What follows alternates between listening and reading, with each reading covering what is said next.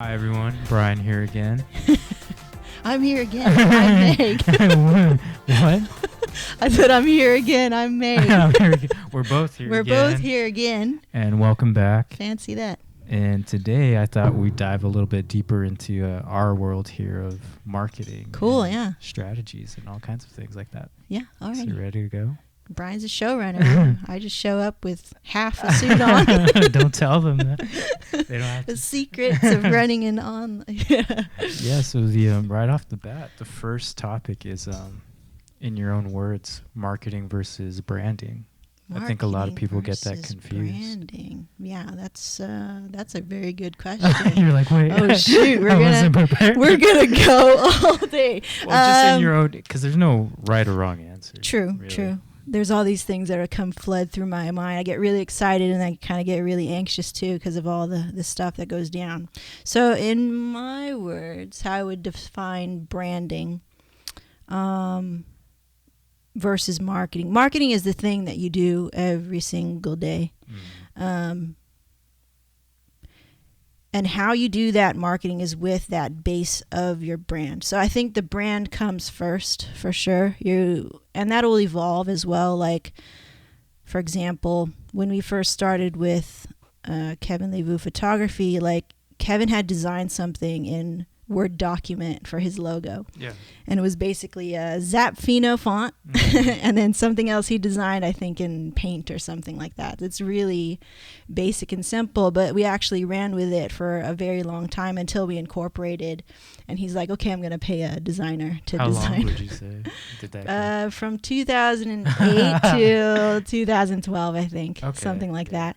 And that's the K that you guys see right now, which it actually, the first iteration, it had a sort of blooming effect animation when people still use Flash and stuff in their website. So it had this blooming effect. The K sort of bloomed into, it was a really cool design that Kevin had commissioned somebody to design for him. I think it was some dude from Flow Themes at the time, and we still use Flow Themes theme websites and stuff. So and a brand is not only just this logo that you design. That's part of it, It's the face, right? That's the face of it. But for us, I feel like it's something even deeper than that. Like our brand, I do see it as the work that we put out. Yes, like that's the final product that people see.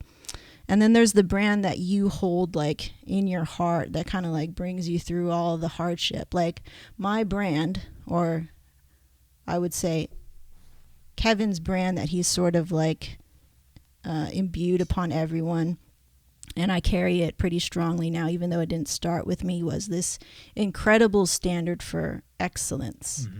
And a lot of that you're seeing now because we're training together and all that stuff.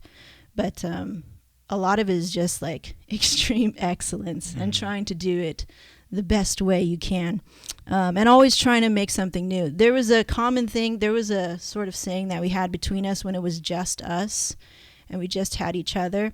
It was creating something from nothing. Yeah. So you know how we're training you with shooting something very regular, but still trying to make it grand.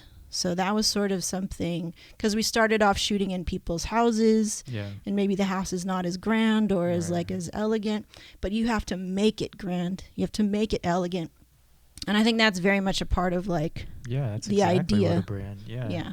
100%. So I think with that base, and it's always evolving, but it came from that, is just always presenting the best, and then always trying to never just settle, is always to try to make something from nothing. Where we would do a lot of, say, tea ceremonies, and it's like, okay, it's just somebody's house, but how do we make it look amazing and awesome and expensive, right? Because we want it to be in that group, we want it to be at that standard. So we had to creating something from nothing. So that was super strong.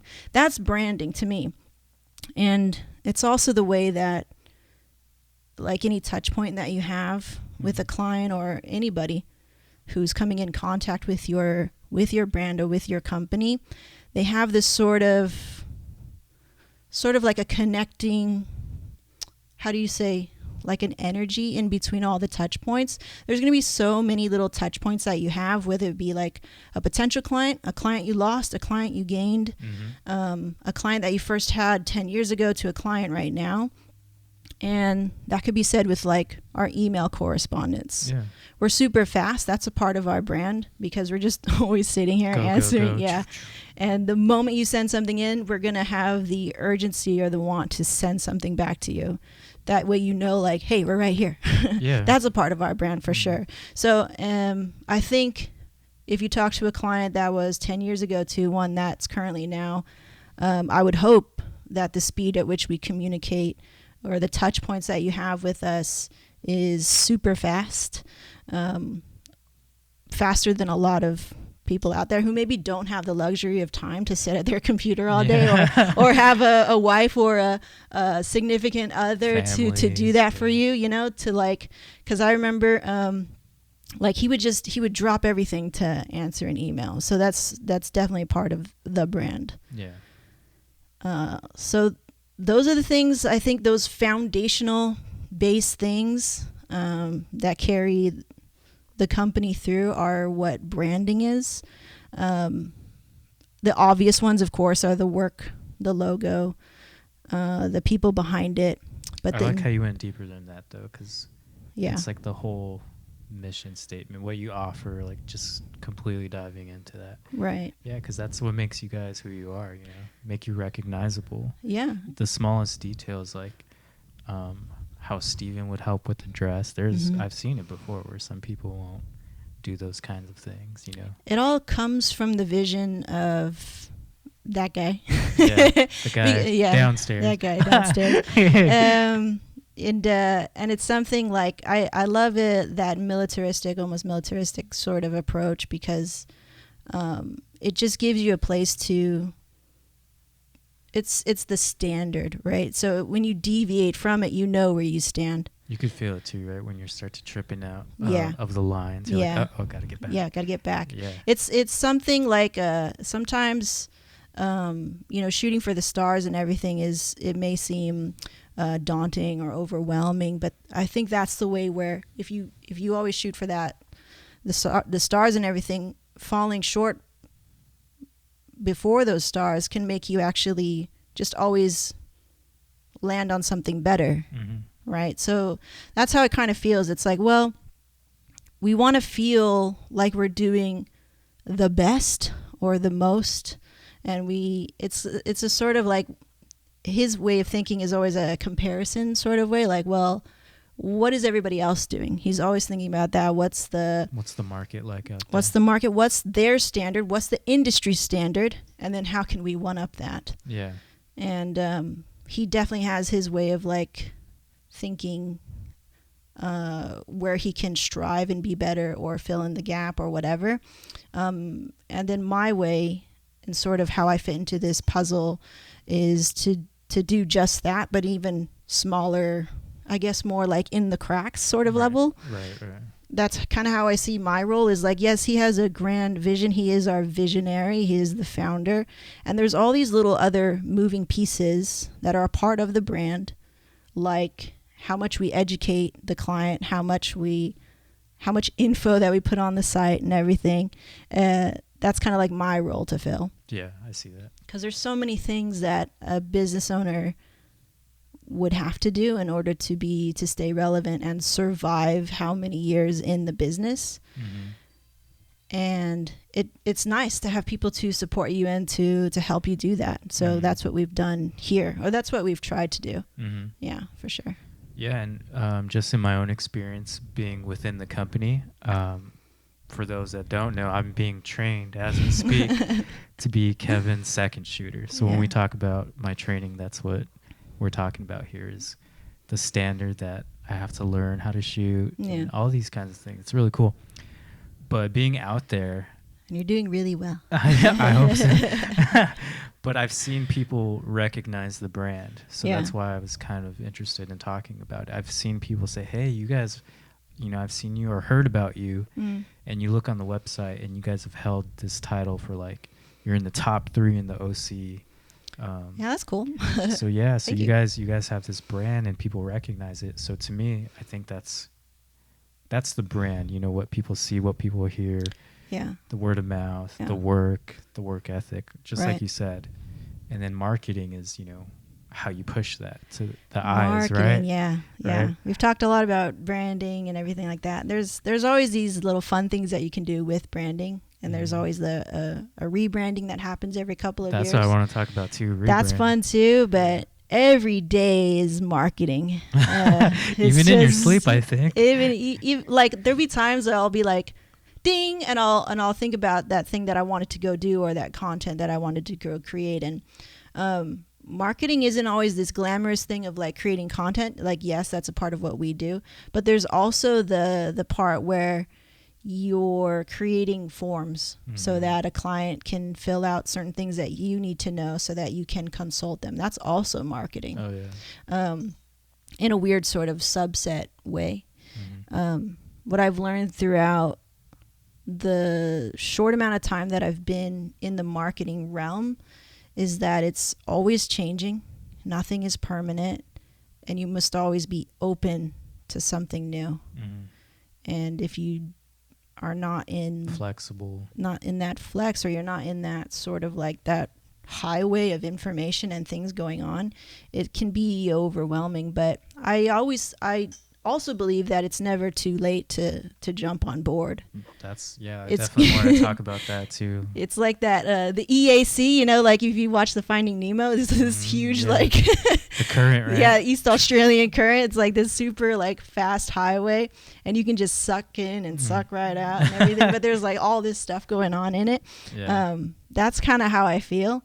Like with TikTok coming through, I was like, oh, another thing. So And you see marketing as yeah. the EAC? Yeah, Just it's, trying to it's jump like, in. oh, it's just trying to jump in. I just got in That's here. I funny. was flowing with it. And then there's these new young turtles zipping by you. And I'm like, I'm like Crush, you know, on the side, like, hey, dude, But I'm it cool is over here. necessary, right? It's very necessary. I felt my own resistance to new wave things coming through, but that's just my old, comfortable self I think talking. it's nature too. Hmm. Yeah. Yeah. So. When you get comfortable with, that's kind of the last thing you want to do, is to get comfortable with your marketing, because you must know that it will change tomorrow. Mhm. And to be comfortable with that uncomfortability of like, oh yeah, it's going to change. So everything that I just learned, I must be willing to let all of this go and open myself again to a new skill or to a new way of looking at things or telling stories and everything. But I think throughout it all, that's kind of been a constant, and what always quells my own fear and resistance when something new comes, it's the same stuff. Right. You're telling the value of your product and service. You're telling the value of you. You're entertaining and or informing. Mhm. That's it. Mhm. That's the base of all marketing. So if you can do all of those things, and I'm not going to sit here and be like, yeah, I do all of that well. I just try to. I'm aware. I think any business would say the same exact words you're saying. Yeah. You know, no one has this exact formula. Yeah. You know, It's impossible. we just do our best. We're trying. There's so much we could do, right? Like we will have a meeting today, and it'll be like kind of like fly at the seat of your pants. That's kind of the energy that we have going on here, because, oh, what's going on with Latagram? Like, what's going on with this? Like, what's this? What's that? Like, there's always something. But that's the life of running your own business. And I think the more that you can embrace that, and not have any resistance to it, because I think a lot of people do resist marketing or creating content, like Kevin. Mhm. Oh, I have to be on video. Do you think it's just because is it a whole nother world? Is it just, extra, like, what would you say? Like, why resist? I think because it's another face that you need to show to the world. And I think a lot of people believe, and maybe it is true, that you're becoming vulnerable in that moment, Oh, yeah. or those moments.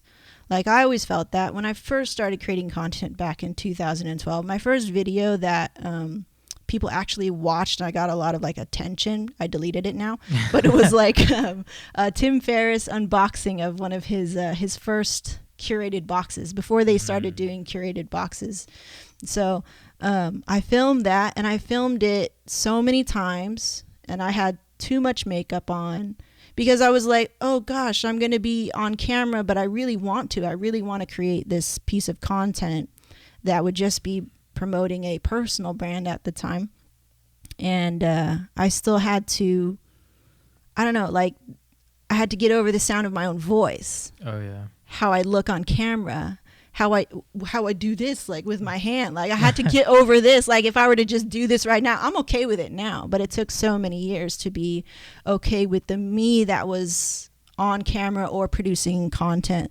Like say we didn't even have the cameras. There's so many people who I talked to before who'd be so weirded out by their own voice. I definitely understand that. Like when I first started creating podcasts, it was about like entrepreneurs who were in relationships. Yeah. And my voice was so high. Yeah. For no reason. I was so nervous and anxious, but also excited to be making this content. Now it's more grounded, maybe too because I've gotten older and stuff, but I don't feel my voice in my throat anymore. And it was it was like, ew, like this on a chalkboard when I heard it. So it was a lot of just getting over my own insecurity of, it's basically your ego. Right. Yeah, totally understandable. Yeah. So I think that's why people kind of resist. Yeah. And I think too is just making content. For sure. And there's so much like unsteady ground. You know, there's, like we said, there's no formula. There's no one with the top secret, you know. Yeah. It's shaky ground, and when there's risk, Yeah. it scares people, I think. It's annoying too because there's so many, like we'll go and make this piece of content, and maybe the title says 3 things that you could do, like for example, 3 things that you could do to start marketing your business or something like that. So somebody who's afraid or who is not confident in themselves will go and watch that, and they'll go watch these 3 tips and they're like, God damn it, like I don't want to do it because maybe it doesn't like work for them. And the person giving the tips is like, hey, it worked for me. Yeah. And that's the whole point of it. It's like you have to find things that work for you. That was something that I didn't really hear too much of when I was first coming up in marketing and learning about all of this stuff and creating content. Nobody was really pushing the message before of you have to find what works for you. There was maybe 1 or 2, maybe like a Gary Vaynerchuk here and there. Yeah, I think so. Saying stuff like that. But all the while there's a lot of noise and other videos that you're like, okay, I'll just try it, and you feel so like out of your body. But I think it's necessary to kind of go through the motion to find what works for you. So it's not untrue to give tips, but you, like the content creator, have to find the way to move past the pain or the uncomfortability or the cringiness about, you know, finally putting out content or whatever, until you get to that point of being like, this is me. I'm sure a lot of people who own businesses or starting businesses understand at least that part, that just vulnerability, trying to pitch something to someone. Like, oh my God, they're getting on stage and like presenting, or even not on stage, but even in an office room, trying to pitch your product. And you know, that's, a lot of people say that being vulnerable in front of people is scarier than death. A lot of people so scary, right? Just the nervous. I think most of it though is in your head. Like it's pre, you know, and then when you're up there, oftentimes, at least I find that it's not so bad. Yes. And half the people aren't even paying attention. Like, yes. They're like texting or something. You know? So you're nervous for no reason. It's all you know, you're like, you want so much to sound a certain way. You have this fantasy about yourself. But it's part of the gig, right? It is part of it. This is part of marketing. This is part of branding. Yeah. Putting the face, literally the face of a company out there. Yeah. And saying, this is who we are. This is what we're about. And that could just scare someone. You know, like it feels like a lot of pressure, right? Yeah. I mean, that's why Kevin, I think, had so much resistance, and I always felt like I was dragging him to create content with me. And he would get very frustrated, just like, I don't want to do this anymore. You could just feel it in the energy, hangry, not even hangry, but acting hangry. And so I get it, you know, once I finally understood, and because I was there too, but I because I so wanted to make content in the way that maybe he didn't feel like he needed to because he has his work. But I was like, well, yeah, that's true. Like, you could remain and just put out great work, and that's fine. But I don't want to be just fine. I want to be a stellar company, right. because you have somebody here who's willing to do all of that. So we should do it, you know. Speaking, you know, to your strengths and everything. And now it's so great because now he's a lot more relaxed and willing. And it's like, oh, great. It's not like pulling teeth anymore. So it's cool. Do you think it's just because he finally got to see what it offers and, you know, the people it brings? Or definitely results. He's results driven. Yeah. And I think inside he also has a fantasy about himself, about the person who's on camera. We all want to seem like we're a fun and happy person to be around. And we do want to show that. We're all communal like creatures as human beings. Like, we do want to show up that way. It's just a matter of getting over, I think, your own egos and everything for you to get to that point. And with him, I think the support of results, and then the support of again, the team always like, no, yeah, you sound fine. Like, no, trust me. You know what I mean? Yeah. Oh, did I say that? Does it sound weird? You know, like, no, it's fine. You just gotta let it go. Yeah. It's like art, you know. I Right. think as an artist, I can understand that. Yeah. With music. Yeah. Is that guitar the right tone? Like, you just gotta let it go sometimes. Yeah. Just kind of like let it be. Let it be, yeah. And let it evolve too. Right. And not be so attached. Like, the person that you are when you're first creating content, your first marketing, the first images that you're putting out to, do not be attached to it. Because, like I said, everything changes. Nothing is permanent. Everything will change. I agree with that. That's for sure. And so if you know that, if you truly know that everything will change and everything is temporary, you're not so emotionally like attached to everything anymore. You're like, cool, because it may change and I'm cool with that too. Like, this sort of like a Zen sort of vibe to it. I'm still all for being super aggressive, hella putting out content, doing your best and everything today. But if everything changed tomorrow, I'm okay with that too. And it will. Yeah, and it will. Change. It will. You know, just last night, I don't watch TV too much as far as like commercials, but I was watching TV yesterday, and none of these commercials made sense to me. Like, nothing. Like, okay, so there's one commercial, and I think it was about tax season's coming up. So it's got this guy in an office and the client. And out of the ground comes a groundhog, like, boom, like a CGI groundhog. Yeah. He's running around the whole thing, and it's like, boom, taxes. Yeah. And I'm like, what the heck? But it's like that because of everyone's attention span. Oh, you know, I see, you have these see. weird random things to like, what is that? Yeah. Oh, yeah, I do got to do my taxes. What's this company? So marketing. Can you imagine in the 60s? The double take. Yeah, this wouldn't happen. I don't think. Yeah. You wouldn't have like, you know, or, you know, the gecko from Geico. Yeah. I don't think we'd have that in the 50s or anything like that. It was different, right? It was like times change. Yeah. So I think that's a big part of marketing as well. Yeah, they could straight up lie to you. Yeah. I mean, they still lie to you, right, on advertising today, but you could be even more blatant with it before. And people are like, oh, okay. But everybody's more savvy. That's something cool, too, that we've seen in wedding clients. They're becoming more savvy.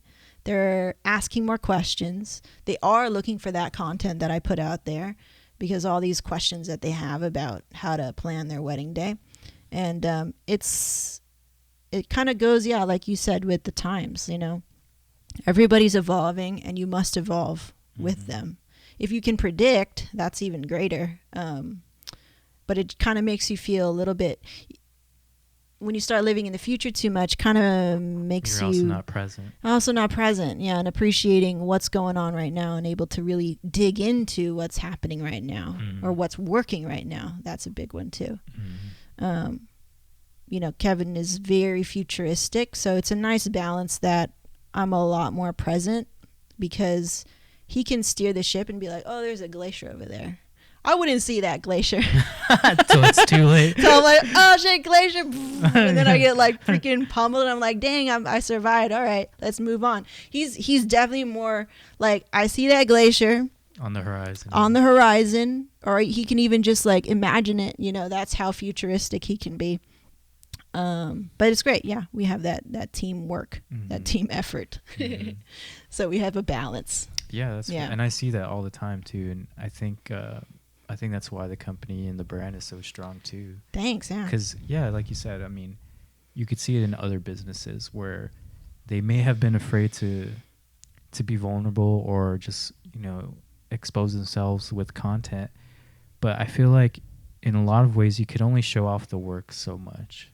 I think people are going to, especially today where everyone has stories, everyone has Instagram. Like if you're an actor and you don't have an Instagram, it's weird. Yeah. We don't know about your life and we want to know. Yeah. So people want to know more than just the company. More than the work, more like, who are you? Right. Who are we hiring here? Right. So I think these days it's important and very difficult to get past that, exposing myself. Oh, now I got to show more. Yeah. Like, am I even cool enough? Yeah. Like, am I cool? Yeah, right? We got to seem cool. It's like, is it cool? I don't even know what freaking... Oh, that was so funny because you were like... you were talking about Buffalo Wild Wings with Kevin. And I said B-dubs. B-dubs. and then we were at Target. He's like, did you know that place called B-dubs? I was like, what? He's like, Buffalo Wild Wings. I was like, no. He's like, I think, Bryan said we're old.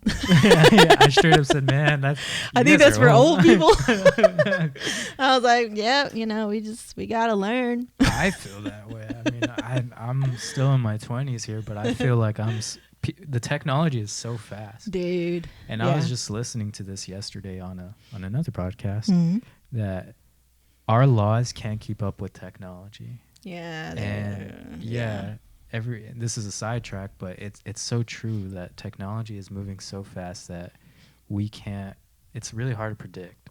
So I kind of think you have to be present. You do. You can look to the future, but right now, what's going on, how people want to know more about you, maybe even more about you than the company, actually, in some cases. If we get to that part, I've always talked about this, the personal brand besides the company brand. The company brand, and it's difficult, I understand, for Kevin because he came from an era where he learned from his parents where it's like, there is no different face. Yeah. Here's my product, you deal with the product. And then that was very true, like dealing with wedding photography clients before, I'd say 2012. 12 was like the rise of more and more podcasts and everything like that. Before that, it was just like, I'm meeting you, I'm doing the engagement. That's how you get to know me, is during the engagement. And that's it. And that's it. And then I show up at the wedding, So like when I came in and I was trying to fight for my place at the table, I was like, you got to do this. You got to have personal brand. You got to show this. I was like, hell no. It was just like a solid no. Let me close that door for you right now. In so many words, it was always a no. And even when he said yes, it was always a secret no. Like he's not comfortable doing this. He doesn't want to do it. It's like, you're dragging me, you're forcing me. It's interesting because I know the Kevin that brings up the TikTok all the time. Yeah, he already went over the hump, right? So that's the Kevin that I know. I've only been thank around God. for like 2-3 months now. But he's, But that's why I'm so appreciative. I bring it up not to lay blame or to be like, it was so bad. But yeah, it was kind of bad before, but that's the beauty of it now. Like, look. Change is hard. Yeah, look how far we have come. And to show that it is possible. Because there were definitely times where I was like, dude, are we always going to fight about creating content? I know this is necessary. I know this is where it's going. And it was just a lesson for me to go, okay, man, I'm not saying it correctly, or I'm not being supportive enough or speaking the right language to help him understand why. Because if I were to just give up and quit and not try all the time to like, let's go make this video or whatever, then we would still be where we were before and becoming more and more irrelevant. Oh yeah. Not knowing how to do this, not knowing how to do that. So it's cool to look back and be like, dude, let's see how far we've come, Yeah, I can't believe, just even talking about how more and more everything's just becoming more personal. Yeah. From politics to music to like we Is we it almost a good thing? yeah, I'm almost thinking like how far are we gonna go? Like Uh, haven't you seen it? Like you've seen it online where like, hey, I'm about to get a, triple bypass surgery. yeah. Hold on till I'm back in consciousness and I'll come back to my stories. Yeah, yeah. It's What crazy. the heck? How much do we need to know? Ah. But in the business world, this is how you survive. You have to adjust to the times, right? If I'm not gonna say if that is what it is. It's a right must, now. right? Yeah. You have to adjust. But I think for us and how we're navigating that and like where do you draw the line and everything, it's wherever we will draw the line. So definitely, I think it's important for business owners to not always hop on trends. Yeah. Just like photography, for example, the whole like filter usage that we see out there, and sort of like there was a time where everything was brown. There was a time when everything was light and airy or blown out and shot at like 2.0 and shit like that, right? So there's all these little trends, but you as a business owner, like we talked about, I think in the last show, must know exactly who you are and how you want to present in the world, and just stick to that. So I think with social media, like it's cool to share personal stuff, but hey, you draw the line. If you want to share your triple bypass surgery, right. You draw that line, and we will do our best not to like judge you for it, and you have to deal with the repercussion or consequences of your decisions. Right. And I think everybody should just follow that. It's like, if you want to make that decision, like, yes, we have free speech. If you want to say those things, or if you want to present yourself in this way, do it.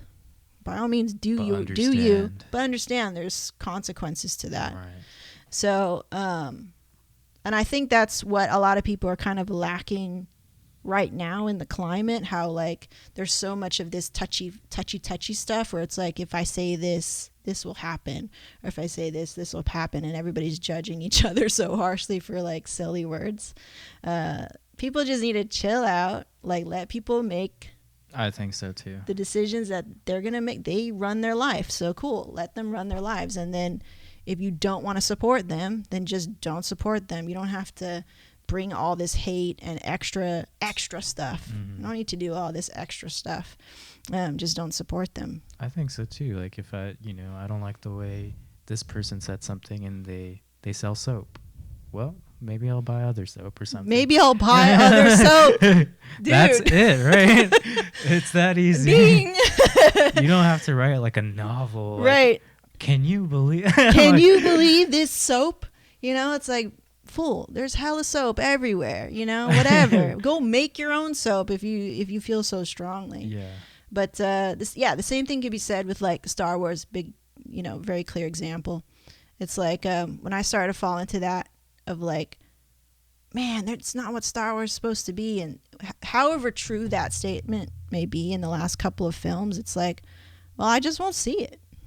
Yeah, exactly. I don't need to waste hella time and energy and be like, Star Wars used to be this, such and such. It's like, then just don't go see it. Right. All right. Like obviously they have plans to make more and more movies. I mean, Disney has it now. So like, well, this goes right into branding, right? So this is what branding is about. This Star Wars was a trusted brand for a long time. Then it started getting tampered with. And to everyone's own opinion, for the better or for worse. Yeah. But something happened to where the brand was not as trusted. Trusted. You start to see the decline in, revenue. And there you go. That's the consequence. Yeah. So that's what it is. And the decision makers behind that will have to deal with that. That's it. I don't need to talk about like your personal life or Kathleen Kennedy, feminist this and that, or agendas that she's pushing, like whatever. If that is her reason behind doing all the things that she did, okay, then I just won't go see it. Right. Done. Okay, there must be another movie that I can go, and entertain myself with. Like, how far are we going to be personal with this? Yeah. What line do we draw between myself and the product? Because if we start to blend too much, you may lose your audience, but like you said, you must know that. Yeah, you must know that. You have to decide, what am I going to risk, And like you said, some people just don't understand that line right now.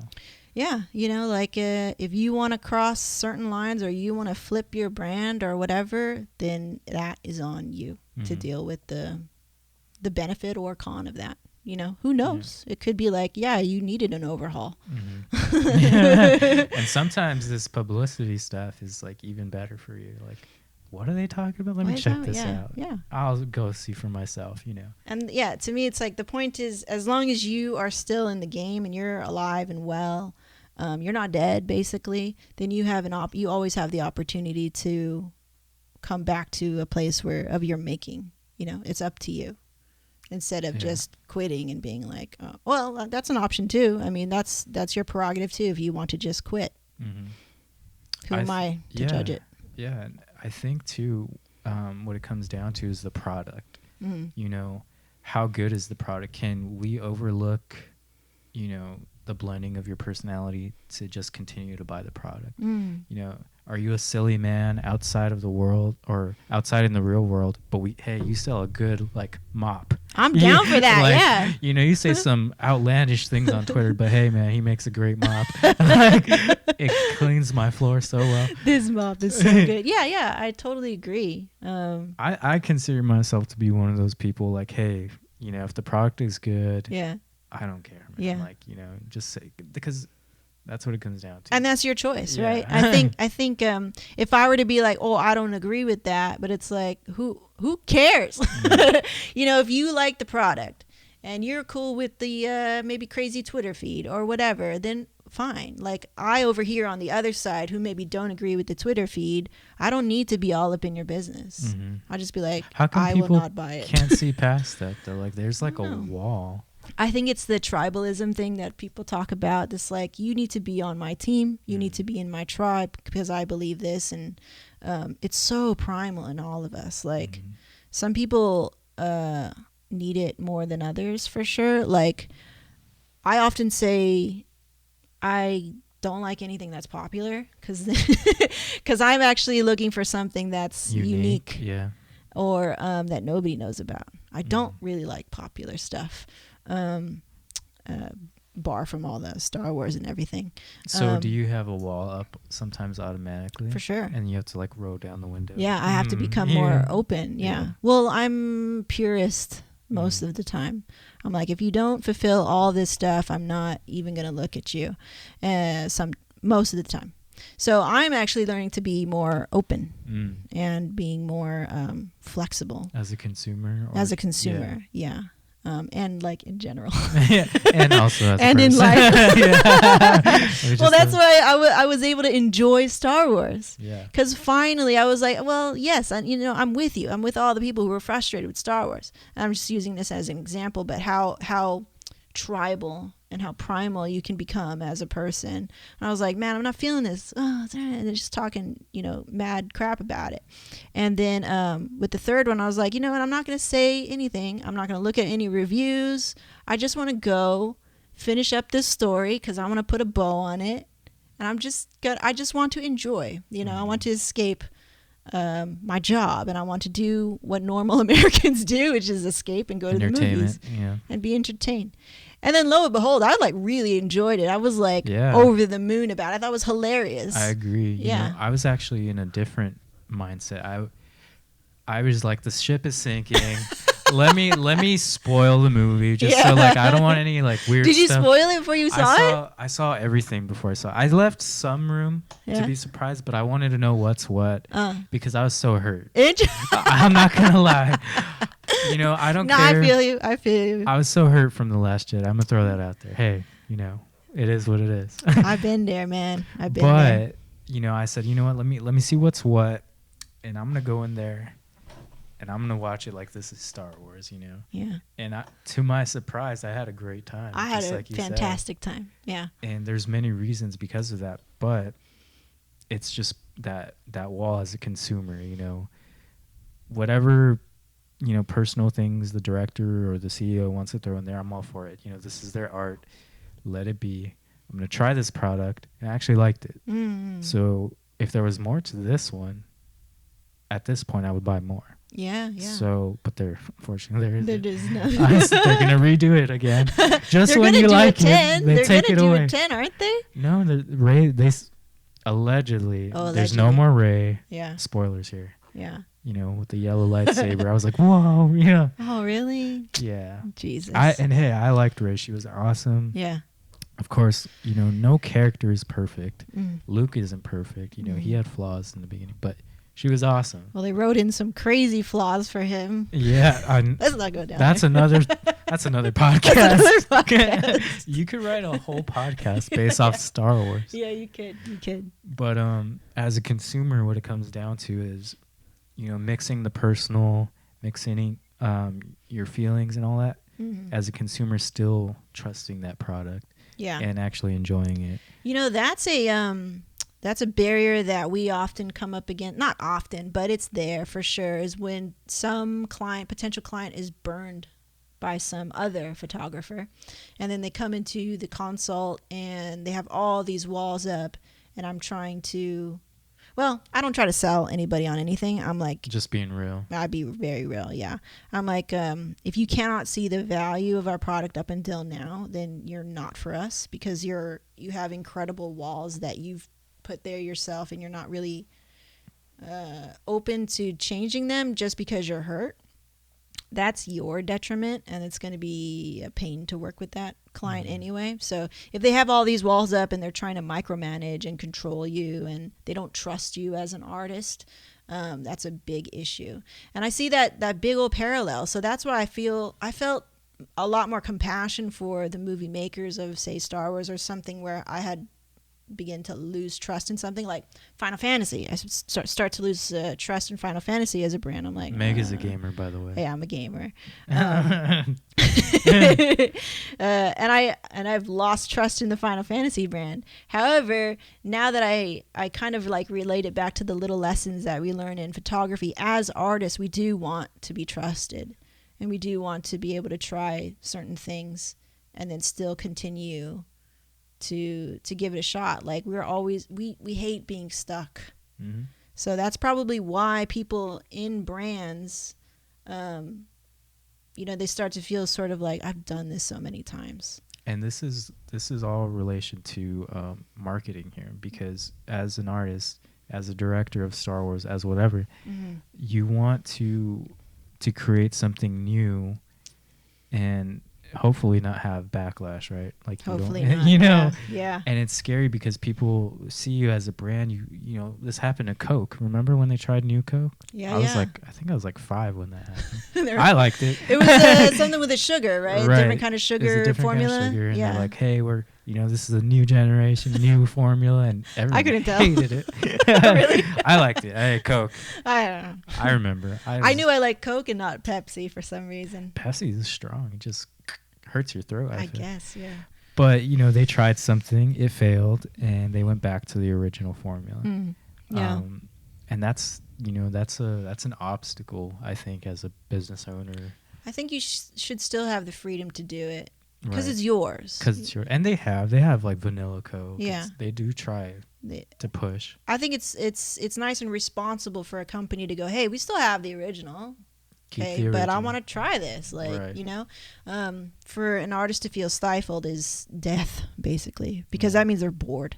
Like, Kevin will often come back to me and be like, I've been to Laguna Beach 5 times this week or something, Yeah. And it'll be like, I am going crazy, and he can just do it, without even looking. But therein lies the beauty, is like you have to try and make it new for yourself all the time, and that's all any artist is trying to do, right? Is to create something that excites them and they can feel proud of it and not be bored to death. Yeah, and that's why I think we're here talking about all this, is to kind of expose that side of being vulnerable. And I think there's like a stigma about business owners that they're this kind of madmen who have this whole grand master plan, and they may have a big plan, but it's not 100% foolproof or like guaranteed. I think a lot of people think that business owners are like just these like dark, scary people, right? Is that what you thought before? When I was younger, yes. Yeah. And as a young adult. Yeah. You know, I was sticking it to the man and, you know, rebelling. And I found that it was just not true, not the case. They're just like anyone else. Yeah. And they probably work harder than anyone else, you know. You know? Yeah. So it's not like that at all. And that's why I like doing this stuff, to kind of expose, because there's so many people who probably think, oh yeah, you know, business owners are just trying to sell me something. They're trying to get my money. And that's part of it, is it's a trade, you know, but there's more to it. You know, there's creativity. There's, you know, like being vulnerable, just exposing yourself. Very true. Being an artist, you know. Yeah, very true. That whole exposing yourself and being vulnerable, it's also, for me, has been like therapy. Like running a business challenges you in so many different ways. You're just like, holy crap. You thought you worked really hard in your other job. You thought you know, put in time. You thought you grinded. You thought you hustled. And you thought you dealt with difficult people before. And you're like, go run a business. Go try to build a team. Go try to do that with your husband. Like, it's very, very challenging. And at the same time, I can say all that confidently, but then in my heart, I'm like, this is where I'm supposed to be, to feel in my purpose. And every day being a challenge and something new, and like just being really grateful for it, that I even have the ability to control these things. In the end, when you deal with a lot of hardship, you're like, I actually have the power to just say no to that if I want to. If, as long as I feel like you always know that, you'll never really like burn out. But I think there's a fulfillment, I think, right? It's easy to forget. It's easy to forget that you do have complete control. There were many times where it's like, I didn't really know how to say it in a way that Kevin could understand, but I could see him just like hanging on to the standard that he had created, but is not sustainable for him alone now. But feeling like he could only operate at that standard. And I had to figure out a way to go, no, it's okay. That's cool. That worked at that time. But now we're just going to build off from that. And now we're going to do it this way. And for him to be able to be like he's hanging on this monkey bar and the fingers are slipping. And it's like, oh, did you know there's a bar over here? Yeah. You know, you could just go like this, right? So I didn't know how to say that. I had no language. I just felt so just caught up in my words. I had no idea. It was super Asian style. And he's like, oh, you sure? Like, are you sure it's good? Like, you sure I could trust that? And so for a long time, it was just like him hanging on for dear life. And I'm like, no, yeah, it's good. And I didn't know how to say it in the right way to invoke confidence. Because maybe I'm saying it like, yeah, it's good. Maybe I'm saying it like that, and that's how he hears it. Now I'm like, nah, it's good, man. Right here, hurry up, you're gonna fall. So now the confidence is here now, where he's like, okay, cool. Oh, good. I was dying. Yeah. I'm like, I know. Yeah, I think that comes with being a business owner. You have to have some type of confidence, and if that bar breaks, the confidence that you're gonna do something about it. Yeah, that's for sure. There was many times you're just like, dang, it slipped, and you're like, that's okay, I got you. Yeah. Always adjusting. Always adjusting. And that helps in being present, I think. You know, if that bar starts to creak, you know it's going to be time to move soon. Yes. So, yeah, everything is all relative to what we're talking about here. Yeah. So just being ready, you know. Yeah. But marketing as a whole is like this. It's just being on your toes and, you know, what's next. But we've talked about all that, but there is a strategy to it. I mean, there's no formula where this is going to work, but can you talk about what does actually work as far as getting you on the move and moving your company? Go-to moves. Yeah, just, you know, being productive, you know, because in the end, marketing tells the results through the audience, or, you know, what you're receiving, the emails, the inquiries. But what does it take to get those results? Like, how do you operate? I think Kevin would have a more concise way of saying this. How I see it on my end, in my role, is the work is the base. Mm-hmm. And then from there is the team. Mm-hmm. And then from the team is all those little messages and touch points. Mm-hmm. So it's a sort of like inverse Mm-hmm. sort of thing. It always stems from the work. From the work, we can create behind the scenes. We can create how we did it. We can create interview. So there's all these things that stem from the work itself. And so with that being said, you know, moving throughout the years of like what are the go-to moves, it's as an artist to be like, well, what are you doing to perfect your craft? Because when you first start out, you're a novice in so many ways, emotionally, in your own craft, working with your own equipment, working with extra equipment, working with other people, right? So I think always coming back to your craft as an artist in our field, I felt has always been a go-to move for us. Like when we have something magic or epic or emotional or whatever the descriptor may be in the work, then we have that really powerful springboard. So you need the proof, which is the work. You go, cool, this shot or this wedding or this collection or this blog was awesome. And I've put in a lot of hours and time and research and practice and whatever into it so I can get to this point. Mm-hmm. And from there, now we go, okay, how did that happen? Boom. So lots of content from that. Yeah. And then who are the people that created it? Boom, lots of content from that. These branches. Yeah, that's kind of how I think of it. Just going back to the product. Mm-hmm. I think that's a really good point, especially for people who are curious about content creation and marketing. Yeah, is your product good? You know? Yeah, is your product good? And always returning to the product, because if you start to stray, it might be nice for a moment, you know, get a little personal, show a little bit personal life, personal views, whatever it is. Mm-hmm. But I think if you drift too far away from the product and get into the ego state, everything's me. It's empty. Then it starts to become empty. And then people are like, why do I buy this from Why you? am I even here? Yeah. And I think you see that a lot too on social media. I think sometimes, you know, person got popular because of their art, maybe on a t-shirt or something, started getting a lot of followers, blah, blah, blah. And now this person is having like tantrums on, I've seen this. My girlfriend showed me like in the makeup community. It's crazy. The makeup Have you seen community. that stuff? Yeah, I've seen that stuff. It's like a drama. They should do a show on all that. I watch all the JK News recaps of it. Oh my God, it's hilarious. crazy. But they have a lot of people like this who are like, oh my God, this product is amazing. Yeah. They start to climb the ladder. Yeah. And then they get this ego and they get, you know, extremely personal. And then whoops, something bad slips out about, you know, a person, a type of people. Boom, your whole world is gone. Yeah. And then you're making apology videos. Oh no, You've the apology seen this. videos, yeah. There's like you expect it coming. Like I've seen people say, okay, now where's the apology video? Yeah. It's so basic math now. That's crazy. That's sad. It's a part of our culture and everything, but that's what it is. But I feel like they strayed too far from the product. And it's, you know, this is common with artists, you know. Like a lot of musicians will be like, you changed, man. It used to be the music, man. Yeah. You know, so straying too far from the product.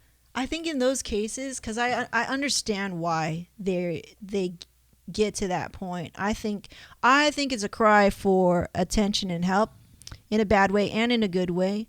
There's a lot of trauma that people bring. I think it's internal, right? Yeah, everybody's damaged. Everybody has trauma. How it manifests in people is sometimes that. Maybe they didn't get it. Maybe they're not getting it. That support system that they need. They go look to other places to go and find it to fill that void. I think that's what's happening. And because of the internet and the way it is now, people have a platform to actually go seek it out. Whereas before it's like, shit, I just got to deal with all my trauma and not say anything about it and go crazy inside. But now that I have Twitter, now that I have vlogging and YouTube and Instagram, I could tell the whole world how I feel and how bad I feel and how much anxiety I have. And then like maybe somebody will like, you know, give me that attention. But because I've dealt with it, right? Or I'm dealing with it, where it's like you have trauma in your life. You try to fill it or fix it, or you're dealing with it in some sort of way. And so you go to the places that you feel it fills. But the problem is it's shallow. Very empty. Because you're not really addressing the real source of the trauma. Until you do that, until you sit down with it, until you self-therapize yourself or whatever that word is, it will always manifest in that because you've never addressed the problem with you. And I feel like everybody has to do that in their own way. They have their own little damage and trauma that they need to deal with. It manifests and comes out in so many different ways, whether it's like showing up late all the time or something like that. Or flaking. Your personality starts your personality, to show if you haven't dealt with it. And, you know, we've seen this recently with, like, the whole Papa John's thing. You heard about that, right? Papa John's, like, he let it slip and come out. And the whole brand just took a hit, you know. But, dude, that guy was, you know, mentally just not... Trauma, right? Trauma. There's an anger there. There's personal damage there. There's the whole ego thing because he got, like, all the plastic surgery and stuff. It's like, that's interesting. How does a man who has a successful franchise do that? Something's missing. Internal conflict. Something's missing, or something's broken, and he hasn't found a way to address it. It sucks. But it's great in a way that people are getting to these points of breaking, and it's becoming vocal, and people are talking about their depression and their anxiety and things like this. I think it's part of the thing that needs to happen where we go to this extreme, just like the Pilgrim time or the 70s time, free love and everything like that. We're hitting our extreme, I think, at some point. There's extremes here. Yeah. We got so extremes. There's some weird extreme going on right now. We just need to ride this wave out so that we can come back to a nice sort of equilibrium and community and not be hating on each other. I think we're in that wave right now where it's changing. We're on that side. I've seen people change minds, like even recently, within the last year. Yeah. You know, the hate is starting to get like, oh my God, I'm tired of being angry all the time. It's too much energy. Exactly. So we're starting to see that. But yeah, it's really interesting that, you know, going back to it, when you stray too far, because it's so easy too, I feel like, oh man, I'm getting all this attention. Let me say what's in my heart and be this, you know, leader. Yeah. And show everyone my true self, and they'll buy my product. But it's hard to do that, I think. Yeah. So I think there's a balance for sure, just like with anything in life. But yeah, always returning to the product and making sure that the product is taken care of, executed well, because that's what I saw in the makeup community. And I know nothing about that stuff. So I wouldn't be able to tell you what's good and what's bad, but I have seen people. I'm learning. I've seen you're learning. I'm learning about makeup. Yeah. I saw you clean your vanity thing. Yeah, I'm in my second year of makeup school. That's a whole thing right there, man. It is a whole thing. Makeup? I like it. It's been interesting. Like everyone, I've seen it online. Like everyone's starting to get really good at it. Oh, yeah. Doing crazy things. Can you imagine? So lucky nowadays. Like people have YouTube to look at. Like I remember when I was in 8th grade. Girls are getting like jaw lines that you never even see. I don't know if I agree with it, but you know, whatever. Yeah. But yeah, it's a whole thing out there. And what I've seen is that they'll get a nice product and then they'll forget about it. You know, they'll forget what made, you know, things special, and then the fans will pick up on it. You know, the consumers will pick up on it. Like, this isn't as good as 2016, and we feel like we're being gypped here, and they'll chew you up and spit you out. It's a fear we always have, because the problem with our business is it does all stem from the standard stems from one person, and the artist's name is on the company name. Always. You know, and I was like, well, maybe that wasn't the best idea in terms of scaling. I don't really believe you can scale a photography business. Well, what do you mean scale? In that you cannot replicate his photography exact to the next person. It's not possible. That would be unreasonable. What we can do is provide a similar vibe and feel, and definitely a level of service that we bring throughout every shooter in the company. But to say that it's like this coffee to this cup, I can't even say coffee because every coffee bag's different too, but like say a product like that, like a toy, you can make the toy maybe pretty much exactly the same from one thing to another. And you can make a million of them.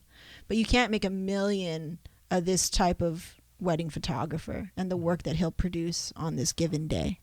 You know, it all kind of depends on so many things. So service is not scalable.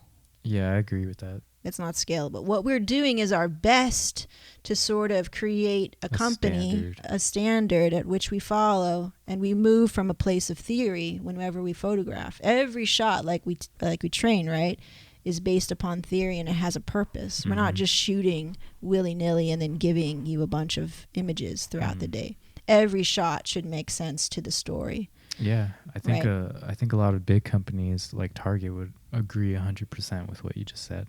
Like Target is known for having, you know, a certain amount of service, and you may go to this Target in your neighborhood and be like, man, I love this Target, always good people. And as soon as you go out of town and you go to another Target, you're like, what the heck? They're yelling at me and stuff, you know? So am I in Walmart? Yeah, am I in Walmart? Oh, shots fired. Sorry, I thought Walmart. I was in Target. You're in Walmart, fool. Isn't that funny? But yeah, like that's what happens at Target or any type of, even like at a GameStop, something like that. So it's trying to maintain a standard, but human error, right? Always human error. And that's what you have to look out for. And just humans getting old. Humans getting old. Like she's getting old. Like, I mean, we're 33. Yeah, 33. He's 33 now. So we're going to get old. We're not going to, I mean, we're not going to do this forever. So in that sense, like, we must find ways to sort of scale in the best way that we know how. I felt like I was always sort of like, is it possible? Is it even doable? Because I know service is not scalable the way that traditional thinking about scalable business.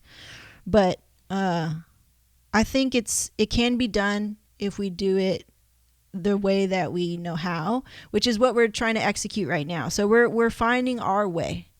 Like I said, finding what's going to work for us. So there's a lot of models out there in terms of scalability and how you can grow and scale your company. You could certainly do it the outsourcing way.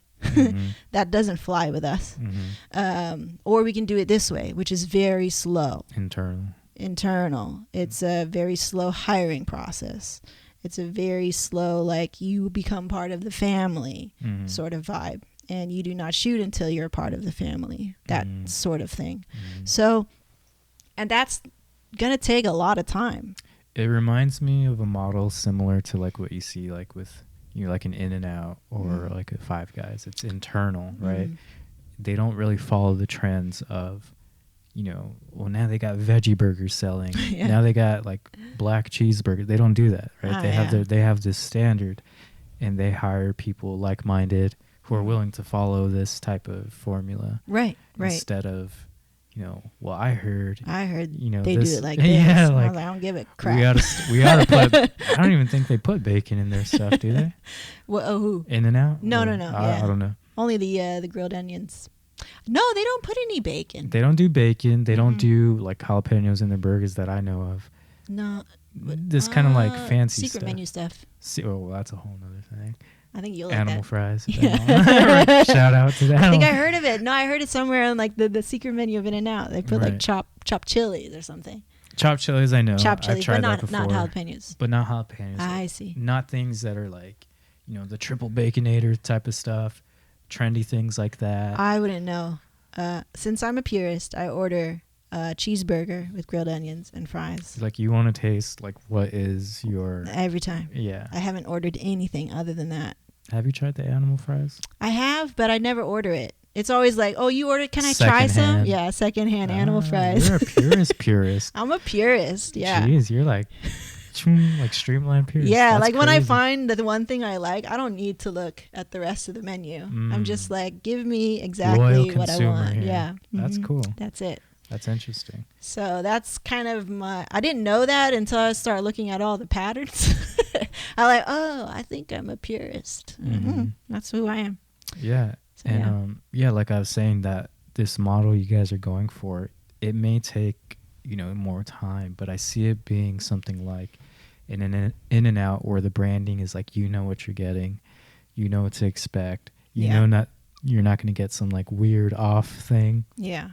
I'm not comfortable with it. Like, I really want to make sure I'm okay with going slow. It's as long as we're going Forward, right? going forward. Yeah. So that's totally cool with us. That's how we operate. In some ways, we move pretty quickly on others, like how much content we create versus a lot of other wedding photography businesses. Maybe namely only one other can really outshine us. But we create a lot of content. But otherwise, internally, we move pretty slowly. Price structure, website structure, all that stuff has a lot of time behind it and a lot of thinking behind it, which is cool. I like it. It has its purposes though, right? Yeah. I don't feel being in here for the last few months that you guys do anything willy-nilly or like, you know, out of bounds or something like that. Yeah. I find that everything has a purpose. Like either thinking about it for a long time, and then we're like, okay, we need to go. We need to execute it now. Yeah. Even the TikToks, you know, like we try to do a TikTok. We're on our second one right now. Yeah. The first one we They've try to go. great. Yeah, and they're fun. They're fun to do. So fun. But I even found within this company, like we just operate better as like, okay, let's plan it out. Let's really think about it and let's execute it afterwards. Yeah. So that's kind of the formula around here. It's have a little plan. But still have fun within that. Still have fun with it. Still have flexibility. Even when you come every day, I think what's working for us right now is to just put down a bullet point list of what to do. And because I definitely could operate from like not writing a list down for myself. But when we start incorporating other players, it feels a lot more secure. Yeah. I think to operate from a place of this is where we've gone, this is where we're going, this is where we are. Yeah. It feels more secure. Like, cool. For me, that's ideal. I like to have, like you said, like bullet points with some wiggle room to put creativity, or like even with stories, we'll shoot for 5, but some days it's like 10. Yeah. Some days there's a lot of stuff. Yeah. And some days I'll set up like 2 or 3 so that Kevin could add like 6. So I like to have a goal, but also room to move, move around. Yeah, room to move and grow. And I really like that flexibility, because I feel like if you have that too, you can have more ownership of it. It's not just like I'm a drone and I'm being told what to do, because that kills spirit like crazy. It's so much better, because I've been in that world. That? Yeah, I've been in that world where you were being told what to do, and I'm like, I can do so much more. I feel wasted. And I don't like that feeling. I like to be... You want to feel, you know, in some sort of power, empowered. You know, and I want to trusted. Flex. Yeah, and I want to feel trusted to flex my muscle, right? Because you know what you can do. I know what I can do. Or I want to be challenged and be like, that's a great joy and struggle. Is like, he'll have a problem, and I'm like, okay, now I have to build that bridge. Okay. Either it's like verbal or emotional bridge building, or it's straight up like building a form and communicating to clients or whatever. So those little problem solving thingies that I get to flex my strength in. And the fact that I have a job that allows me to do that, that's pretty sweet. You know, you feel needed, you feel wanted, and you feel like you're cool, I'm doing something meaningful. You have your own section, your own part. Yeah. Something to offer. I think that's what any employee wants, or a business owner, right? Because otherwise you're like a drone, like you said. Yeah, why am I here? Like, I hate it here, you know? I've been in so many jobs like that. Yeah, that's for sure. You've had, so how many jobs have you had? That's a scary question. I don't even like to say, because it makes me feel like I'm not loyal or anything. But I feel like in my experience, I was just trying to find myself. So off my top of my head, I've been an after-school teacher, a lifeguard. I've worked at I worked at a car wash. Let's see. I used to do like banquet service, so I used to serve like champagne and stuff like that. Okay. What else? What else have I done? Office work, marketing, photography. So much videography, Amazon, Uber. I used to deliver food for Postmates. I actually got a job as a mailman. Whoa. People don't know this. I was with those shorts. With the shorts, I have the shorts. I have the hat. Cool. I have the hat. They let you keep all that stuff. Well, I don't know about that, but I have it. USPS, if you're That's watching. cool. That's cool. So I had a job as a mailman. That's pretty high profile. That's pretty high profile, and it's a government job. It's a government job, yeah. Yeah, it just sometimes, and I probably had so much more. Like, I'm just not. I've had so much experience out there in the world. That's like more than. It's definitely more than 10. I know I'm in the double digits for sure. But yeah, I was just trying to find myself. I was trying to find, and I also in that was fighting myself. See, I thought that I just needed to be, because I have this like workaholic mindset, and I was unlocking it through the years. But I thought I had to shut down creativity, so that's why I tried mailman. You know, I thought that was my purpose. Like, I'm just gonna go out there, and creativity has to be separate. It cannot be the same. That's cool. Not cool, but like that's similar to how I also felt. Like, I feel like I've always been an artist, but then I felt like I had to shut down my artistry in order to pay bills or to survive or whatever, and that's why I got a government job. Yeah, we both had government. Shout out to the government. Shout out to the government for being there. They let me know I really didn't want to do it. But yeah, it's funny how you think you have to compromise who you are. Yeah, that was the mindset. It was very liberating to know I can be me. Yeah. And it's scary. There was this, every time I got these jobs that I thought were, you know, of high value, like I'm finally, you know, I'm a mailman, I got this government job, I'm going to be set. And one, it was located in downtown Los Angeles. Yikes. Oh, when you were living in LA? No, I wasn't even living in LA at this point. I was living over here still. Dude. So I was like, I'm going to go hard. Like, I got this workaholic mode, and I'm just going to do what I got to do. What was the commute? Oh, it was nasty. It's like over an hour. Yeah. Touching 2 hours. Oh, shoot. And, oh, man, it was just bad. I also commuted. Yeah. And see, like, I was being trained, and I went through, like, some training over there. I never actually started my first day because I started to realize that it became more and more real. Like, there's definitely no room to be creative here. Like, you're going to be a drone, just like we were talking about. And each time I got a job like this, something didn't sit right. In fact, I feel very fast, and I learn very fast as a person. Like, you feel very fast? Like you feel all the things? Yeah, I know who I'm not going to like instantly. Oh, yeah. I know if I'm in a room, you know, like I have like very high don't like you. senses. Like, okay, you have internal conflict. You're cool. You're all right. You have trauma. You have trauma. You look like you're, I don't know, I can't trust you. You're shifty. Shifty. I feel very fast. Got you. I recover very fast. So I'm going through these jobs, and I'm like, man, this door is going to close real quick. I have to make a decision. I'm not going to be able to be creative, and I have all these ideas. Like, I want to do videos, I want to do photography.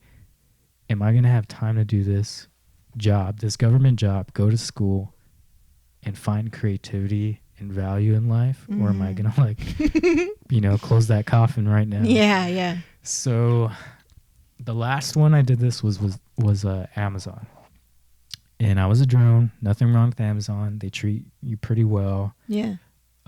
It is what it is, but it also was, for me, a life killer. I had no time to be creative. I had no time to. They have a crazy schedule too, right? Yeah, so I'm going to school after this. Yeah. You know, like, it's pretty tough. Some people can do it, and shout out to these people because they go hard. Like, people work hard at Amazon. Like, I definitely respect people who work there. But for me, I had this creativity calling, and I was like, man, you know, I had a talk with my girlfriend, and I said, you know, I think I need to trust myself, and I hope that you trust me that I'm going to, you know, do what I'm going to say. And I said, I'm going to go get it. You know, like, I don't know how. And that's when I found you guys. Oh, it's cool. Yeah, man. so I remember I was working at Amazon, going to school at night. So I'm in my class. You've heard this story before. I applied to your guys' company in class. I was like, I got to change, man. It's so cool. And then I met you, and I did the interview. Yeah. I'm here, and it's crazy because I'm executing everything that I wanted to do, like video, photography, and I'm finding that it has challenges. So not only do I get to be creative, but I got to be pushed to a level that a level I've always wanted to go to, but didn't realize it could happen for me. You know, I didn't think that an opportunity like this would be real. That's cool, man. Yeah. Funny. So yeah, it all worked out, and it mirrors my own I guess 9-to-5 dropout. yeah. Story. I mean, it's scary because that's kind of like what you're taught, and even if it's not what you're taught, you can see that it's what can get you by. It's safe. It's safe. Yeah. Yeah, you can see people working well. They work a 9 to 5. They got a good job. For some people that works, but I think for creative, you know, I think we just have less tolerance. Yeah. You know, like you said, you feel all the feels. I feel a lot. So. You feel a lot, yeah. I feel so much to the point where it's like I have zero tolerance for any BS or something that I don't like. And I'm like, there has to be another way. If not, I will go crazy here, you know? So, yeah, I think it's a great, like some people just can turn it off. They could just drive a truck. From one end to the other and be cool. And I'm like, okay, cool. But I think with us, we operate differently, and our minds, they just they don't have the tolerance for that kind of thing. And so now we're doing this thing. So it's awesome. Yeah, that's for sure. And even being creative, like I remember I had a few creative jobs. Like you said, that tolerance was still there. Like even in a band, like there's certain things that aren't working, and I need it to work because I can see it, how this could be great. Yeah. And there's still that no tolerance thing, even in creation. Because I think people think when you're an artist or you're a creator that you're just willy-nilly and there's no plan. But I think there is, you know, I think there is structure. Yeah. Even as a painter, you see something in your mind and you're trying to put it. There's definitely layers. There's right? layers. You have to think in layers, and we kind of have to. Yeah, there's a method to the madness, basically. And just being creative, not only being creative in the art and the fun stuff, but being creative in the problem solving stuff. Yeah, that's fun too sometimes, right? Sometimes I take a lot of pride, like, oh shit, I made it. I figured it out. I know how to communicate this better, and we're not in a pickle anymore, and this is how you say it. This is how you create buffer. That sense of accomplishment. Yeah, you're like, getting through the storm. Yeah. You know? Yeah. And you're able to think of a way around it, you know. There's all these ways that you can address an issue or a problem. Like we're going to climb tomorrow, right? They call them problems. And so there's a number of ways at which you can attack that problem or solve it or reach the summit of it. And you're going to have your own style and all that stuff. But it's so cool that you get to be creative and find your own path. People do crazy things there. Like you're taller than me, so you'll have a different approach. I'm short, so I have to do maybe more moves or something like this, right? Yeah. There's definitely the same thing. There's definitely it changes person to person for sure. And some people who have no feeling in their legs, I've seen videos. They're climbing with their hands and teeth. I'm like, dang, this is their crazy. Teeth. Yeah, it's nuts out there. But that shows you that artistry of this person, what they're willing to do. Yeah. To solve. Respect it. I respect it for sure. And being in business is no different. See, I used to think that business and art were separate because you always hear about it, corporate, these people with ties. They don't know what art is. I think they're some of the most artsy people that there is. Yeah. You know, they thought of a problem like, you know, anything, like if it's food, if it's candles, it's whatever. They created something out of something that they saw in their mind. Right. And now they're sharing it with people. Yeah. That's art. Yeah. That's painting, that's movies, that's music, you're sharing it. So that's why I like to talk about this stuff, to show that it is art. Yeah. And kind of open people's minds. And like you said, educate, inform, you know, encourage other people who are like in the mud, you know. Yeah. So. Well, yeah, I would hope people bring more trust back to themselves. Like you said, when you made that jump, it was about like, okay, do I trust myself to follow through on what I really want to do? Or, even just find out. Give yourself the time and the opportunity to find out. Because sometimes, well, a lot of time when you're young, you don't know. So you have to just kind of go through the motions, try a lot of things, and be like, I don't like this drone sort of work. Okay. And a lot, like what got me through it was anger, because I didn't have any tolerance for it. I was like, man, I feel like if I'm educated, why am I doing this? If I'm creative, why am I doing this? And then I would be like feeling stuck. So it's a great way for someone to come back to their own strengths and go, okay, if this is who I am, then I need to give myself the green light and opportunity to go and get that. Serve yourself. This was your fight at the table that you talk about. There's many of them. Yeah. That's a different one. That's a different one. Yeah. Yeah. With me and Kevin, that's something I had to learn after. But I had to fight at the table for myself, be like, yes, do I trust me to do the job? And I think it starts from there first. And then you go, okay, what is the language that I'm going to pitch to somebody else to show my value? There's definitely that in the business world too. You know, even if there's no husband to wife relation, I can already remember situations where like, hey, I know I can do this, but maybe the other person's thinking totally different. And it's not that they're against you, it's just they don't have any proof. I used to hold it against him and be like, why don't you just support me because I'm your wife or whatever, like an unsaid sort of feeling. And why do I have to pitch you? So your irrational mind likes to take over sometimes. And it makes sense that while it would be a nice sentiment that somebody can just trust you off of nothing, it makes you rather lazy.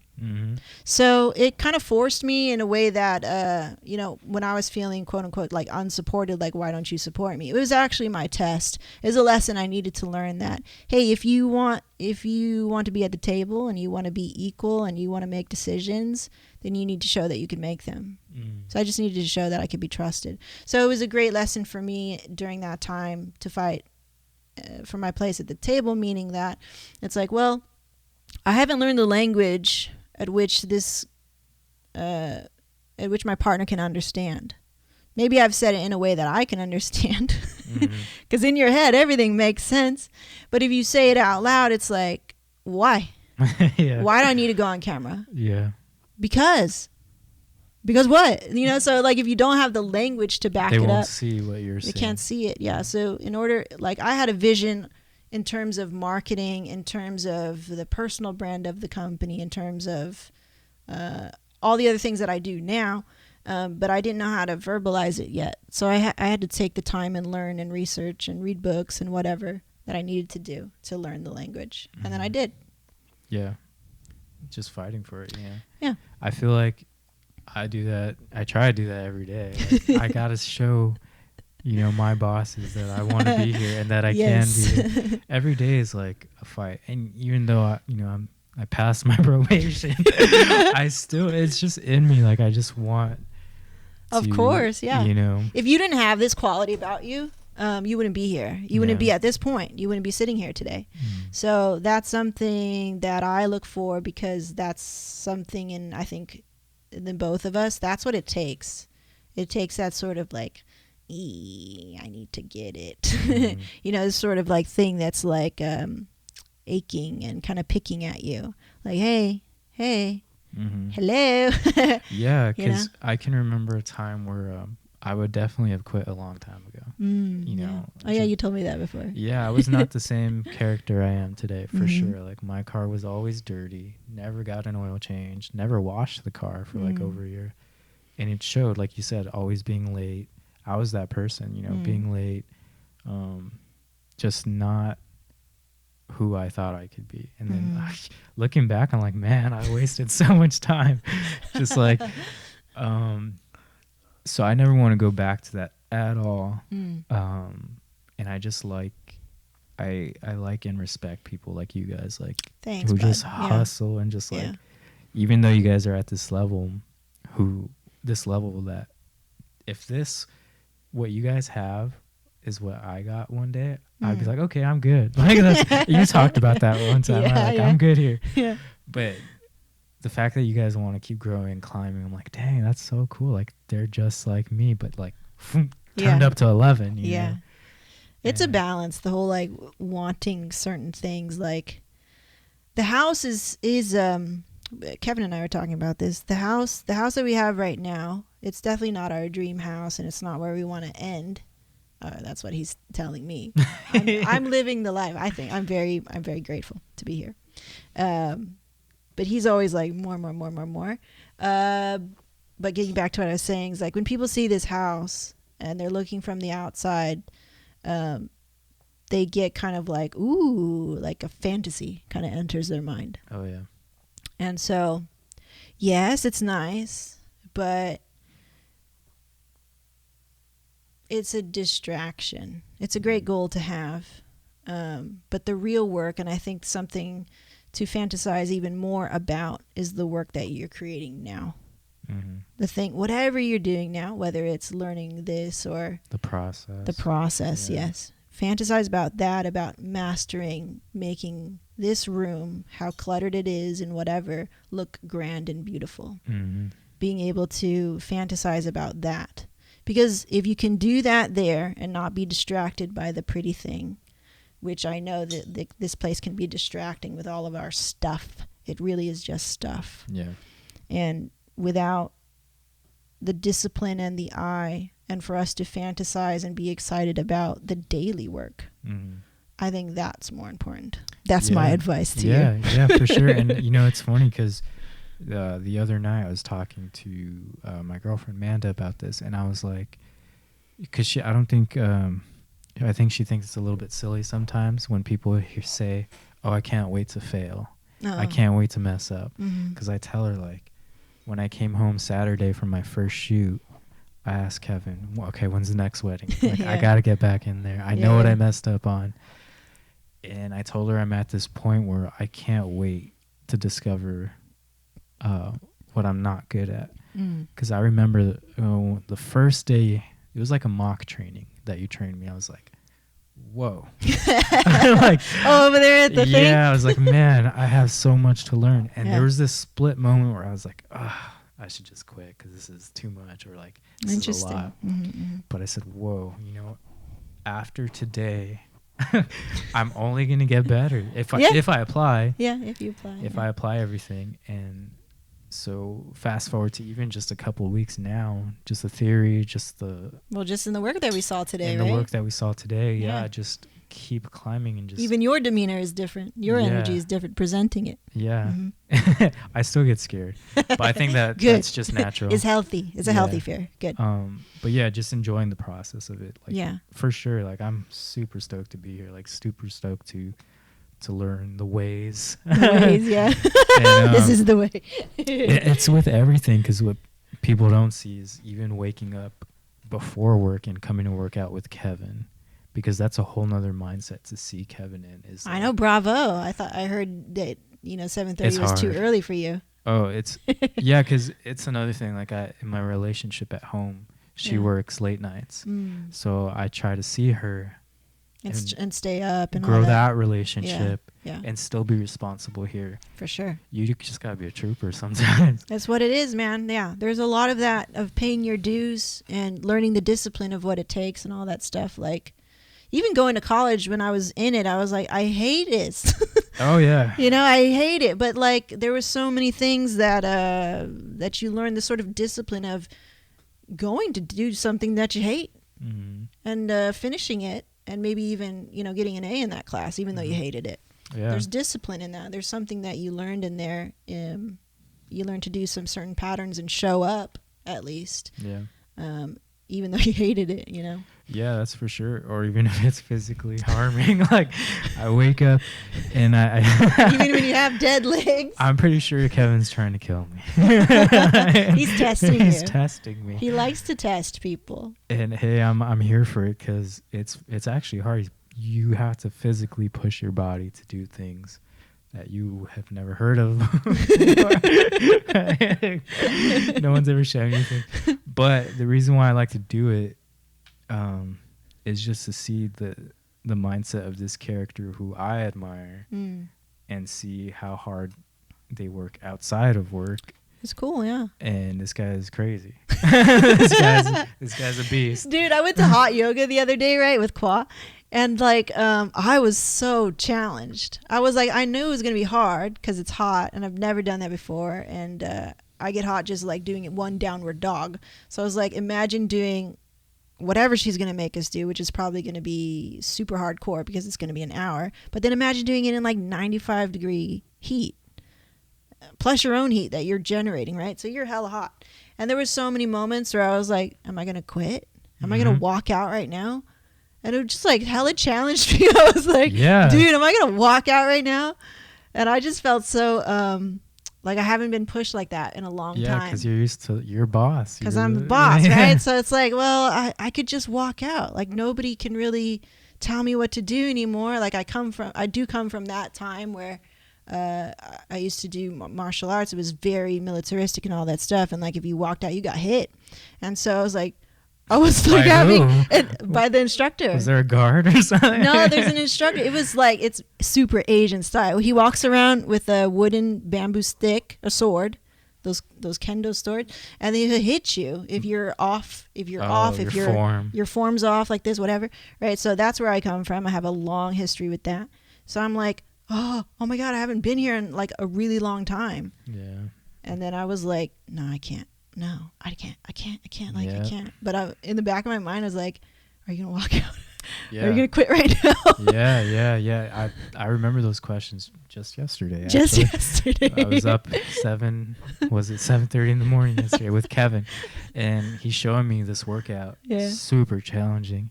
And I had flashbacks to like as a child, like I was a chunky kid, not being able to do something and just like laying there and just wanting to quit and wanting to go home. Yeah. Back to Doritos. Back to bed or whatever. And PlayStation. And I was like, man, I feel so lame right now. Yeah, dude.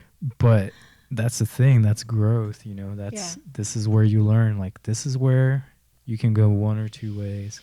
And even though it hurts a lot. Yeah. You're going to get stronger. I was in pain, dude. Yeah. I was so glad I didn't quit. And the sense of accomplishment after I conquered that. Yeah. You know, same thing with business. It's all relative. I was so afraid to go, too. Like, Quad been inviting me up for a long time. And I was like, the only reason I found my courage was like, I want to keep, fostering our friendship and everything. So I was like, well, if anything, I'm going to foster my friendship with Quad.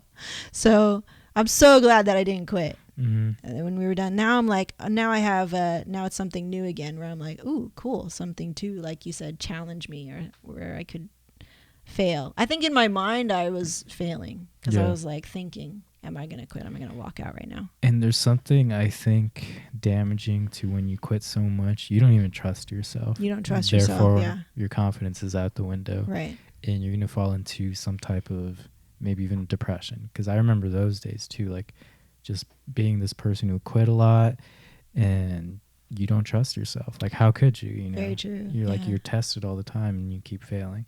So when you push yourself through this, you're like, I got me. You know, like we did this before. Yeah. We can do this again. So similar to me. I used to have dreams where I'd be reaching for something and it was always like that, reaching, climbing, and then falling, which mirrored my own like feeling like I'm failing all the time. I'm not really accomplishing anything. And now I don't have those dreams at all anymore. But it came from that inner trust. Like, I can do it. Mm-hmm. I'm here for me, nobody else. Mm-hmm. This sort of feeling that people are watching you, I think that's what I carried before. It was like, I need to show up because of so and so is counting on me. Where it's like, instead of I need to show up for me. Yeah, that's for sure. Yeah. And just going back to just telling you, like Saturday, I was so that was my first day of training out in the field where I'm shadowing. So I went out there and I did my thing and I felt like I didn't execute to what I thought I could execute. Mm-hmm. And I feel so much, like you said, in my dreams, I can't escape it. Like, it's internal. And like, I remember like I'll have nightmares, like, and that don't necessarily relate to photography, but it's this internal conflict and you start like yelling in your sleep and screaming. You're having nightmares. Oh no. Yeah. So I used to have a lot of nightmares when I was at my worst state of mind because it's internal, right? It's subconscious. So Saturday night, I did have a nightmare, and I hadn't had one in like months. Yeah. And I knew right away, like, man, it's because I was struggling with myself. Like Saturday, like, Yeah. I felt like I didn't perform to my expectations. Yeah. And come Sunday, I was like, you know what? It's all part of the process. It is. Yeah. You know, today's a new day. Today is Sunday. Let's pick it back up. You know, I like that you let it go pretty quickly. You have you know, you to. don't linger on it. you have That's to.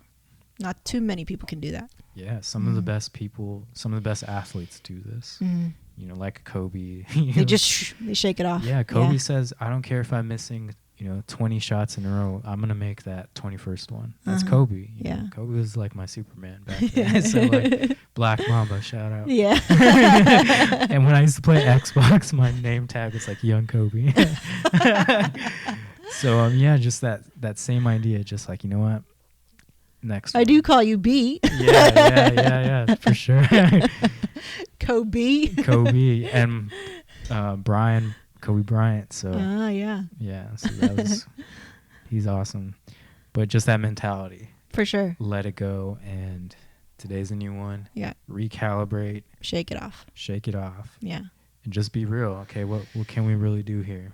Yeah. There's a lot of that. Like on the wedding day, you're going to be hit with just, I don't know, like random things that'll happen. Wedding days never go according to plan.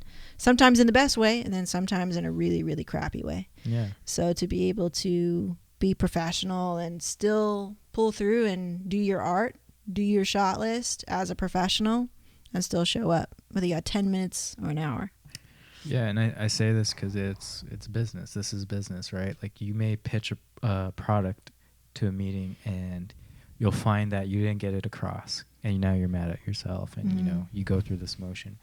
Well, you gotta pick yourself up and say, okay, what did I not get across? Yeah. What was the message? Definitely, I had to learn that. Like when I was flying solo on like consultation meetings. But since I'd been sitting next to Kevin for like almost every single one of them, I was just like, bloop. But then when it became like my own thing, and I was like, well, I need it to be me, because right now I sound like him. So I need to find out who I am in a meeting. Still do all the things, still operate from the standard and all that stuff, but allowing myself to figure out how I would do it too. And you're gonna do that too with everything that you do. Right. So kind of having that ownership in what you do. Yeah, for sure. And then going off of that, do you guys, like, when you guys conduct interviews for the jobs, usually is that together? Because I remember I got for meetings for clients, employees. For employees, it's all me. I do all the hiring. Yeah. He doesn't meet anybody until they're ready. So I filter everybody. Yeah. Right. I see everything. Yeah. Well, it's a part of my job. Like his job is to focus on the art. So all of these little logistical things, that's my realm. Okay. In terms of meetings, like client meetings, potential client meetings, I prefer it if he meets his clients and Jenna meets hers now. We're getting to that point where I feel confident in her ability to, like, she's comfortable being in that chair and everything, operating from the standard and stuff. And then I am now getting to that point where I'm just filling in the gap. Like, I'm making sure you have all your information that you need when you go into the meeting, and then corresponding after. Because they deal with them on the day. So that's the touch point that needs to be, like, solid, I think. And finally, we're getting to that point where I don't have to talk about Jenna and then be like, okay, you want to meet her. So eliminating me when, I don't need to be there. So eliminating that step if I don't need to. And for her to act more like a Kevin, just getting more and more comfortable going to the meetings herself and meeting the clients themselves. That's pretty cool. Yeah. So I hope one day that I can interview someone. You want to interview someone? Yeah. Well, I figure the next time, because it's kind of a part of your job description, is you're supposed to train the next person. So whenever you move to that next level, because you're a second shooter now, we'll need to fulfill certain things like like the marketing, right? So you will have to help. You're basically going to help me because you're always going to be kind of like by my side as we work in the company. But yeah, you'll be interviewing along with me. That would be so cool. Yeah, like in my little fantasy world, I'm like, one day I'm gonna have, you know. Yeah, that'd be really cool. Yeah. Yeah, because I definitely want to climb and I want to get better, and I'm like, that's the whole thing, you know. Yeah. That's why I'm Well, there's something special that you bring to the company, which is what we needed. Is this sort of you have an observant nature, and like you're very good with the energy, being able to feel somebody's energy and stick to the plan. I like how you stick to the plan. This is something that Kevin and I don't do very well. We go off on tangents and we get so excited, very passionate about what we love and we do, and we can go on. And if we're not like kind of like hit back into line, like we'll just go, right? We have a tendency of doing that sometimes. So I like that you add this sort of like balance, a sort of grounding balance to the company right now and how we operate here. And so I feel like this is my prediction as we sort of move through the years is you'll pick up on all the things that you need to pick up. You're going to bring your own style, but it's going to be a very happy medium in between Kevin and I and our style. That's how I kind of feel. That's why I feel like so comfortable with you, because you're a little bit of me in the fact that how I operate and how I see things, but you're also a little bit of Kevin too. And not even just Meg and Kevin, but just like you have these traits that I think are very necessary to do this sort of job. And sometimes his is kind of on this side and I'm on this side of the spectrum, and you're kind of like right here in the middle. That's what I kind of feel. Kevin and I were talking about this. And so it's a great like balance to us where we can be like balance this to the force. We could be like that, we could be like that, you know. And so it's nice to have you here, like your energy and your role and what you bring here into the company has been a really nice balance. Yeah, I get excited. We're very excited too. I'm always just like one step at a time. Yeah, just remembering it's one step at a time. One step at a time, and not forcing things that aren't ready yet. Yeah, I like that too. I like that we do talk about it and say like, okay, maybe this isn't ready to go yet. Yeah, and that's okay. You know, it's okay. And it's okay, and it's not something to feel all like super terrible about. That's something that we're learning too, that everything worthwhile takes time. And to give the time, because we're, you know, like I was telling you earlier, we're both very impatient. You know, him more than me sometimes, and me more than him sometimes. So it just kind of it's nice to have you as a counterweight to that. Yeah, for sure. Yeah. And then just lastly, because this question came up in my mind recently. I think it was like 2 weeks ago. I was Ubering this person, and they had their own business as well. This person was more old school though, and they had this business, and they were asking me about websites, social media, because they, up until now, they hadn't hit that wall yet. Of not having one? Of not having one at all. No website. And not being a problem to their business and everything? Not being a problem to their business. But, you know, as it turns out, this is here now. So it's been here. Like, do you think, you know, as far as social media goes and all this, like, how necessary is it? Necessary? Yes. In your opinion? Yes and no, for sure. You need to go where your money is. That's it. So in our business, you know, we have this awareness about our business where our clientele is on Instagram. Our clientele is not on LinkedIn.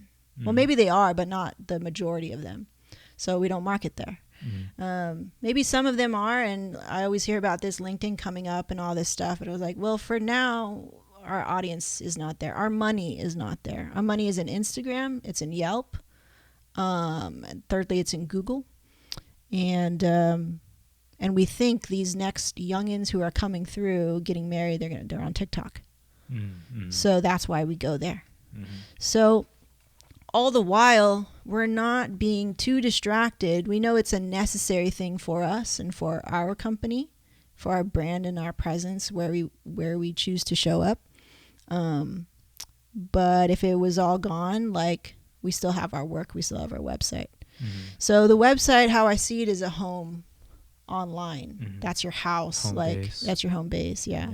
So that's why we're WordPress based. We're not Squarespace. We're not all those other things that are not really rooted really deeply within Google. We have a reason for being on WordPress.